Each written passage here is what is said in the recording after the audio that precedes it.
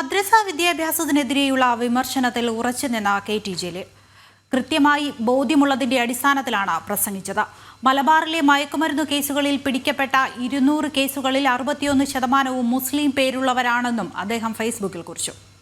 ഇപ്പോൾ MDMA കൈവശം വെച്ചതിന്, കഞ്ചാവ് കടത്തിയതിന് ഒക്കെ പിടിക്കപ്പെട്ട ആളുകളെ പരിശോധിച്ചാൽ അവരെല്ലാവരും മദ്രസകളിൽ പോയിട്ടുണ്ട്. സത്യത്തിൽ ഏറ്റവും അധികം ധാർമ്മികമായി മുന്നിൽ നിൽക്കേണ്ടത് മുസ്ലിങ്ങളാണ്. പണത്തോടുള്ള ആർത്തിയാണ്, മോഹമാണ് ഇതിനൊക്കെ പ്രേരിപ്പിച്ചുകൊണ്ടിരിക്കുന്നത്. എന്തിനാണ് MDMA കടത്തുന്നത്? എന്തിനാണ് ലഹരി വസ്തുക്കൾ കടത്തുന്നത്?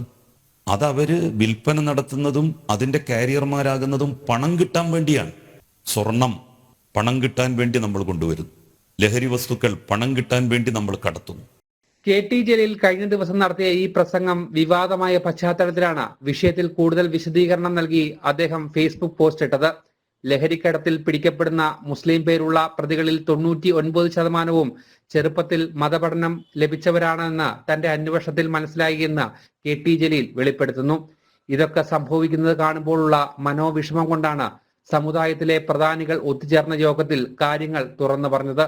മതവിദ്യാഭ്യാസം കിട്ടുന്ന ആളുകൾ ഇങ്ങനെ തെറ്റുകളിലേക്ക് പോകാൻ പാടില്ല. മയക്കുമരുന്നുമായി പിടിക്കപ്പെട്ട 200 കേസുകളിൽ 61% മുസ്ലിം വിഭാഗത്തിലുള്ളവരാണെന്ന് അദ്ദേഹം ഉറപ്പിച്ചു പറയുന്നു. മദ്രസ വിദ്യാഭ്യാസത്തിനെതിരെ താൻ പറഞ്ഞ കാര്യങ്ങളിൽ ഉറച്ചു നിൽക്കുന്നുവെന്ന് ഒന്നുകൂടി ആവർത്തിച്ച് വ്യക്തമാക്കുന്നതാണ് ജലീലിന്റെ ഫേസ്ബുക്ക് പോസ്റ്റ്.